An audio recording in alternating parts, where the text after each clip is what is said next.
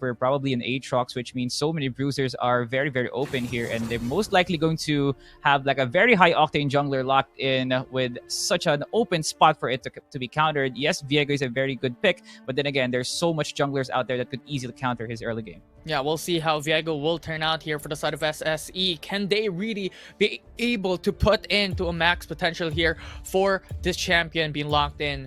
But for side of SKIDA, they have still a lot of options to go for. Galio is one of the strong roaming supports as well that could really have that global impact into the game, but rather opting to go for Ezreal instead to have that extra mobility and safety net in the bottom lane. Feels like they're going to be the last pick at this jungler to have more options from the other roles instead to, you know, try to build up as much more countermeasures as possible before they do ever pick that eventual jungler for SKIDA. But I do think with the pick of the Ezreal and the Galio, they might just go for a possible Kai'Sa pick over here to counteract the Ezreal one, or even just go for a much more aggressive early game Dragon lane, but they will opt for a much more burstier Baron lane to counteract the Galio pick. So this might just be really, really nice for SSE. Now, here, the thought process for SSE, right? A Galio Camille is so dangerous in a single composition. So removing and denying that away to the side of SSE is actually a really good benefit for them. But now they need a constant amount of damage. They need that potential for entry and for that push. And so far, Sivir gives that capability for that entry with the ultimate. So there's so much entry power already here for SSE. I'm not going to be surprised if it's going to be added more octane from their end as they pick a probable Lulu support, or even someone that could really amplify the movement speed or engage power of a Camille, something that could really give her the sustain that she needs. Renekton, really good matchup here for the top lane, but it's going to be determined on how skillfully you will be able to execute this Renekton. Most of the time, Camille will do favor that early traits because of the shield that she gets from her passive, but with the Ornn ban, pretty sure that was targeting the support role, but I do think it would have opted for a much more, effective, even more effective ban rather than an Ornn. Yeah, it definitely is a target onto the support. Coming into the side of SSE, Sivir right now is one of the squishiest ADC in the game. So they need that sponge. They need that capability to protect Sivir into the back line. So right now, SKIDA is thinking about who will be a great support into their opponent to remove. But Vladimir, SSE's answer, as they are still lacking the mid lane. Okay, so last ban here for SKIDA. They target the Maokai over here to, not really have that much more presence anymore for the engage, because they're already overkilling it with the On the Hunt plus the ulti from the Camille. So if they do ever consider banning out some form of I do feel like a support could be also for a good ban here for SSE, probably a Blitzcrank or a Thresh. But they're going to ban Jace for that flex pick. But because of that, they were not able to ban such a support that could probably give more benefit to the Ezreal, which is Rakan. But they're gonna last pick the support instead. I love this. I love this coming from the side of SSE. Because the thing is, Jace is so good into the position of SKIDA.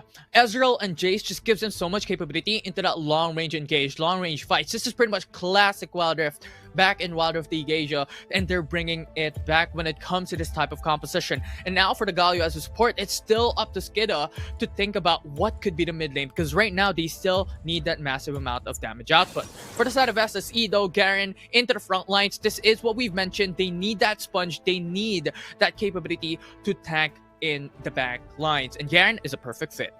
Okay, so Garen, one of the top picks from this current meta right now, that could be easily played into a composition where you already have such good engage and you only need something to burst or shred down as one of the squishiest targets.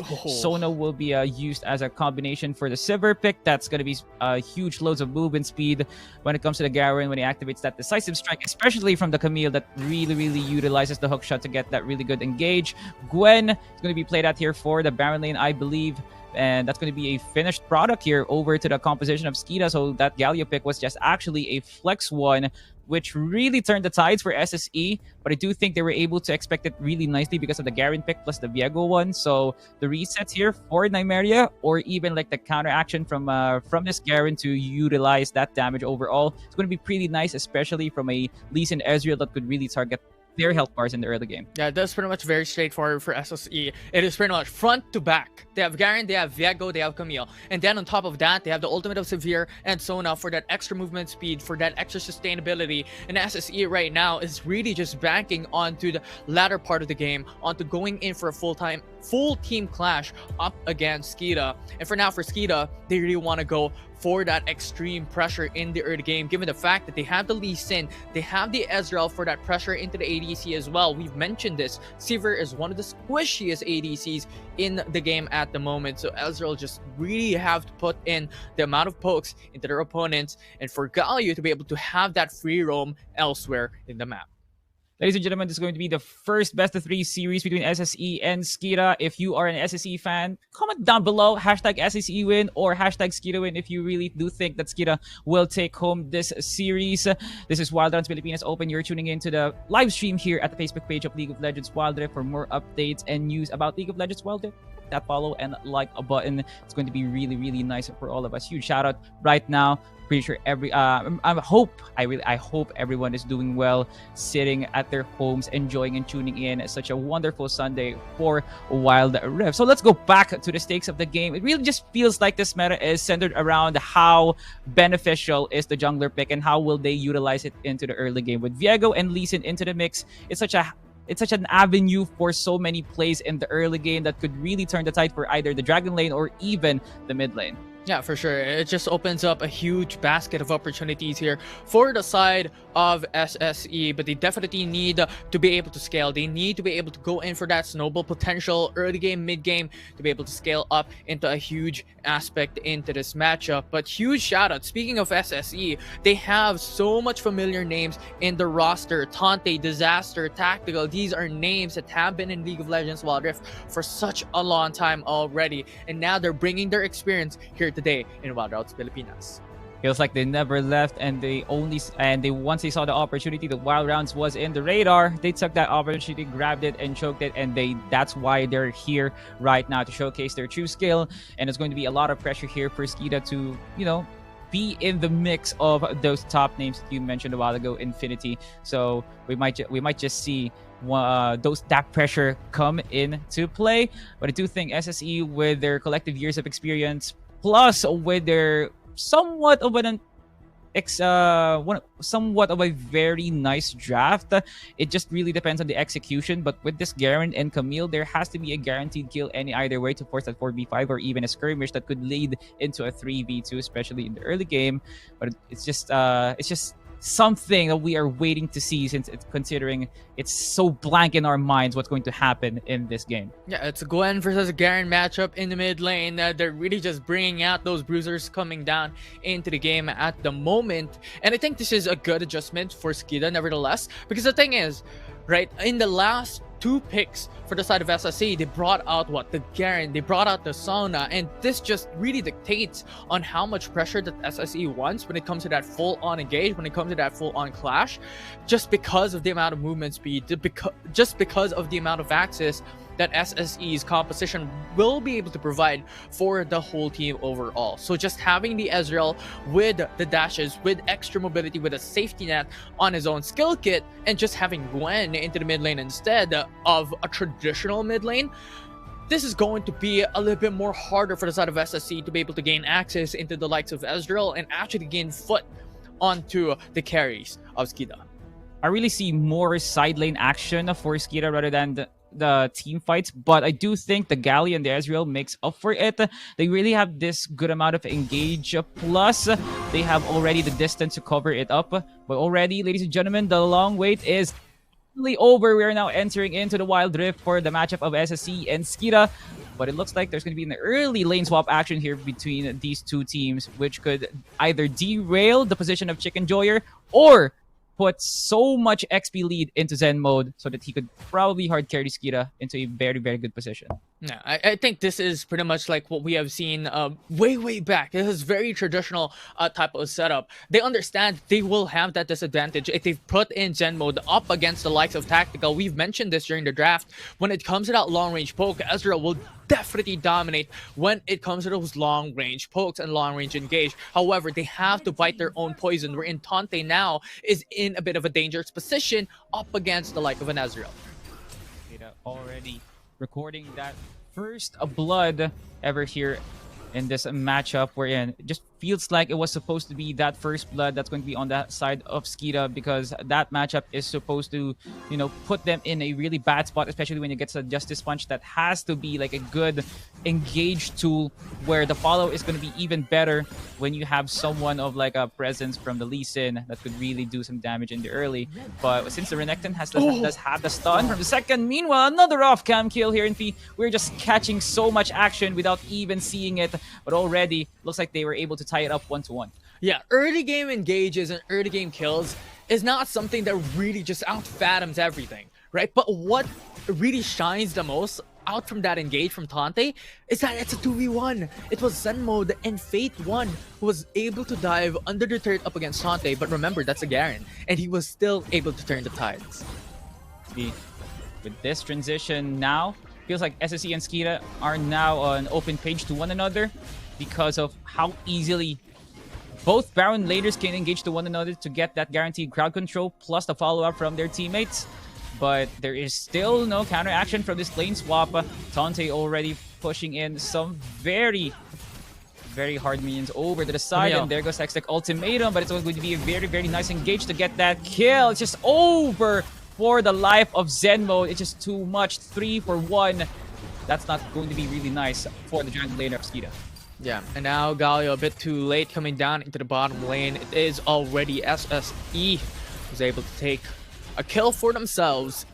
But at this point, it's pretty much like SKIDA who has to buy time. However, Chicken Joyer along with Fate 1 with a good response, however, backs away for the side of SSE with no full-on engage. Now, multiple solo laners now heading into this matchup with now their ultimates, plus the presence that they could easily roam because of their innate ability to clear the wave. The first objective will be alive anytime soon. But that's going to put up the advantage we're in. If you were able to clear out so much minions, you do have a very good, good item advantage. Therefore, you have that presence into the team fight. But then again, it's going to be based on the positioning of SSE because they do have some squishy support and a Dragon laner. So that's going to be easily targeted by the Renekton. So bad trades happening here over to the Camille. But then again, it is a scaling matchup here over to the mid side. Yeah, it definitely is, but for now, it's just a patience game. I love what Tante is doing. Definitely when it comes to that 1v1 matchup, up against Zen mode, it is Zen mode who has the better edge, who has the better lead with that distance, with that range, right? And Tante, I think this just comes back into the foundational history when it comes to the experience of this player ever since way back for League of Legends Wild Rift as a professional, even since year 1, year 2 of Wild Rift esports. And just having that history just gives them a lot of potential to be able to really be disciplined innately in and out of themselves despite those dangerous situations. Be really bad for Tante considering Efren Bata does have the better DPS with this one, especially when it gets a true damage from the snip. And once he does get that full combo, it could be really bad for Tante considering that he still doesn't have that Trinity Force or even Black Cleaver to shred down the armor, so he doesn't have that presence to all in over to Efren Bata Reyes. Now, there goes multitudes of objectives now open for the map. Looks like SSE already has the pry for it. Yeah, you have the T-Rex now being able to be taken down by the side of SSE, actually just quite quickly as well in terms of objectives.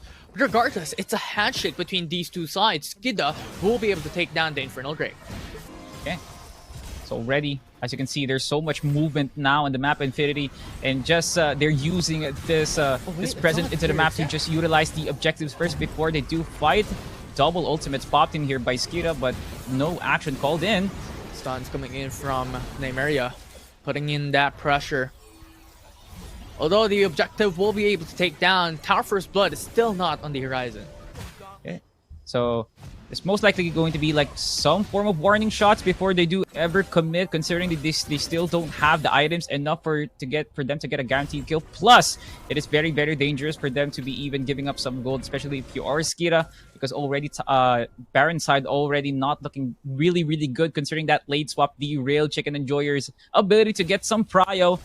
But the good thing is, the other lanes were doing pretty much. Into the back, you have the taunt coming through from Galio. It's just a perfect time, but was able to go back and retreat. Nymeria with a Sonic Wave will be able to connect, but the Dragon's Rage puts them back away. It is a good knockback, but Fate has to use the flash away to be able to retreat back to safety. No casualties as of yet, and so far, no kills will be in trade for both sides. I'm quite surprised. Multiple abilities were popped up, but no one was able to be taken off. No, so it was really weird because Hextech Ultimatum, Dominus, so many stuns. Oh my god! Good shots coming in from Tante into the backside for that flank. So now we'll be able to retreat. Oh? Are they still going to commit though? Huge threat and a huge risk for Fate 1 to just commit to that Sonic Wave. Opts to back away, not go through onto Tante. Looks like SSE does have the more superior team fighting, plus the positioning. They were able to bait out the position of Chicken Enjoyer, plus even derail the life here of Zen Mode. But then again, they are going back to regular programming, just clearing out the farm, plus getting those tower plates that they were able to get in the early game for SKIDA. So either way, it was fairly a good trade. But then again, you have to understand that Zen Mode still doesn't have that items to be that impactful of a carry here, since Tactical the only thing that he needs is to pop on the hunt plus Ricochet. That's going to be really beneficial for their team fighting. So now already topside already being taken down, but that's over aggressive for Fate. And now with the ultimate coming in from Galio, it's a 3-man taunt as well. It's just too much coming in from SKIDA, but there's no follow-up. There's still no damage coming into the opposing side. And now Galio is in danger. He's stepping foot onto the back, and now he's dead. Now Nymeria trying to catch up still. Sonic Wave will not connect. There's not an opening for SKIDA to turn things around back again. And that will be it. One casualty to the side of SKIDA, as it's a 1 for now. Okay. Looks like SSE does really know how to conquer that team fight. Another off-cam kill over to Fate. And that's going to be really bad here for SKIDA, considering their comp is centered around scaling and snowballing into a position where SSE is going to be pressured. But it looks like it's going to be turned around the tides here, as SSE, the pickoffs are just so good that Tante is going to get those items. Plus, it's going to be really scary for Zen Mode or even Fate to be stepping up into the plate, because one silence is going to be enough to get them the follow-up for that team fight. And SKIDA, they need to tread carefully here. They definitely should, because right now SSE is on a 3k gold lead up against SKIDA. It's not too big as of yet, but considering that we're just 9 minutes into the game, it's a little bit too much now that SSE is actually kind of really scaling, and actually having to consider as well that they are pretty much just going all in terms of their composition, in terms of their winning condition. They want to force these fights up against SKIDA, and with that amount of gold advantage, they definitely could successfully up against SKIDA. Them building anti-heal means that they really respect the presence of Efren Bata Reyes here, and I do really understand that the fact that despite some of the laners here of SKIDA are not paving well into this fight, it's a good thing that the Gwen doesn't give out that much gold, plus she's getting more farm for the side of SKIDA. So when she does side lane, there's so much presence out of the map so that SSE could respond, and that would turn SKIDA into a position where they could possibly get objective or even get a pick up to force that 4v4 or even a 4v3. But with their position over to the bottom side, this might just be entering into a team fight position for both SSE and SKIDA. Shield of the round goes through, but that will be the death of you, as now the Hexacle Domain connects onto Galio. But look at the backside, it will be the Renekton who wants to go in for the flank. However, there's still the Gargoyle Enchant to be able to have that much sustainability in shields to come back alive. And once again, 0 for 0, no casualties as yet for both teams. Well, both teams really do vie for that dragon, but I do understand why SKIDA was trying to get the best possible outcome, which was none of them should be picked off. They do really want to have this position over tier to the dragon to, even up the odds to get that possible dragon, but already looks like SKIDA is going to get that possibly. That was dangerous, and now the Shield of Durant goes for the taunt onto 2. They're trying to chase, but SKIDA already were able to take down what they want. Hero's Entrance comes through. It's a double man knock up to be able to really hinder SSE's chase, and so far SKIDA will come out unscathed. Okay, no more casualties recorded once again, Infinity. This team fight is just giving us, one heck of a moment for us to get a heart attack. Oh! They want to still go through, but Tante with the Dimash Injustice, Chicken Enjoyer, you cannot enjoy Chicken anymore. And now SKIDA just has to retreat with Fate wanting to go for the flank. Not going to be happening any longer. Feels really hysterical the moment SKIDA starts a fight there, with the ones are getting picked off, but when SSE starts, no one gets killed off the map now. So it just means SSE, they have this position we're in. Okay, we're just not going to risk anything here. So that was a very bad overextension. Plus, they were really overwhelmed with the barrage of attacks that they were able to return back to SKIDA. A bit dangerous, Acker in danger, and that will be Camille, who's gone. Stick to the ground, and SSE once again lost one of their members, and SKIDA slowly creeping themselves back up from a 3k gold lead. Yet now, just a tiny bit less, a 2.5k gold lead, but regardless, at this stage, what we have to point out as well, regardless of that goal deficit, SKIDA has the Infernal Drake, they have the Ocean Drake, so this is definitely a good amount of advantage for the side of SKIDA. So we're in a recurring theme here with the Baron laners seeing that they are very aggressive with it and risking their lives just for them to not get anything out of that trade-off. But with this position that the Baron is now spawned, looks like SKIDA will now be clearing up everything at the top side, probably push down the minions before at the Dragon Lane before they were able to position at the top side. Nymeria already positioning himself to get that stun probably, but most members here of SSE trying to get that, prio over to the bottom side in order for them to get that Baron into the fullest extent we're in. You have Baron and every lane is getting pushed out here. SKIDA will just be able to go through, but the blue buff denied. SSE will be able to take it down for themselves. 2k gold lead, SSE. Still quite a close game. It's all going to boil down to one team fight that could possibly put SKIDA into the map, or SSE could add even more pressure to this situation over. But from what it looks like, more items are now being called in here by SSE for them to just add more pressure, plus to get that amplification of the team fight. As SKIDA now clearing out the mid side, plus this Camille's just going to clear out as well the bottom, so that every lane here from the side of SSE is going to be pushed at here the moment that they start Baron.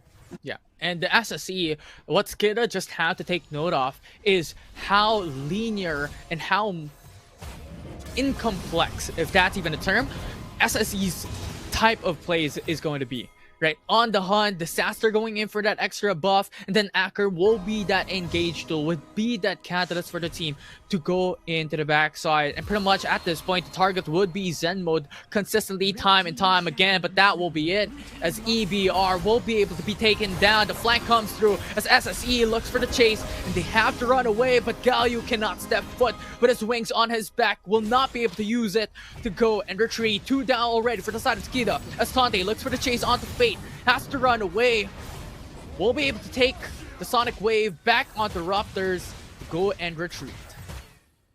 And SKIDA was just trying to get some form of information over to the map, but it cost the life of Everbada Reyes, and that just proved that SSE really does know how to manipulate the game and manipulate the mind of SKIDA, and because of that they were able to get Baron. So this means Baron empowered minions plus even more team fighting that SSE could force anytime, and SKIDA is not going to be prepared for that. And here comes T-Rex over here to the mid side. I think they're going to call it here a very, very aggressive push, and they're not even scared the fact that EBR is still indeed pushing this bottom side. Yeah, they're going in pretty much like an ARAM. They go in with the 5-man rotations in mid lane. The tactical actually having the T-Rex coming right through. Tier 1 down already, as they're looking to actually might be able to go and take down the turret at this point in time. There's not enough damage to the side of SKIDA. 4k gold deficit at this point, and now the inhib turret will be the target next, as it's slowly being taken down. Shield of Duran denied, and now looking at the backside, Fate 1 goes for the Dragon's Rage, but that's not even enough, as Nirma into the back, he goes golden, and Fate 1 will be able to retreat back with a flash on his hands, but his teammates in danger. Chicken Enjoyer has to retreat, they have to return back to safety, and SSE, yes, they did not take a kill, but they got the inhib turret.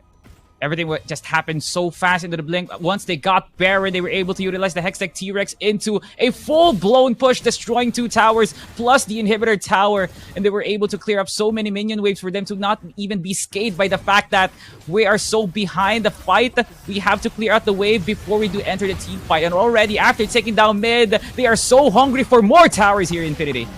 Tier 2 tear it down into the bottom lane, Acker in front, and you also have Tante to support it. But for now, there's no ultimate. But regardless, Mountain Dragon will be taken down by SSE. Huge base bot for the side of SSE. Chicken Joy, you're down already. Now Efren Banner Reyes stuck under the turret and tactical in front as well. With a lot of damage of Galio, a little bit of an overextension. And Inhib turret will be the target next as it will fall in the bottom lane. Multiple towers destroyed here by the hands of SSE, just steamrolling every offense SKIDA was trying to throw in order for them to have an equal footing over to that team fight. But there was nothing, absolutely nothing SKIDA was able to do, even costing the life of both Chicken Joyer plus the Galio. There was just no show for the side of SKIDA to be even into that business where SSE, they want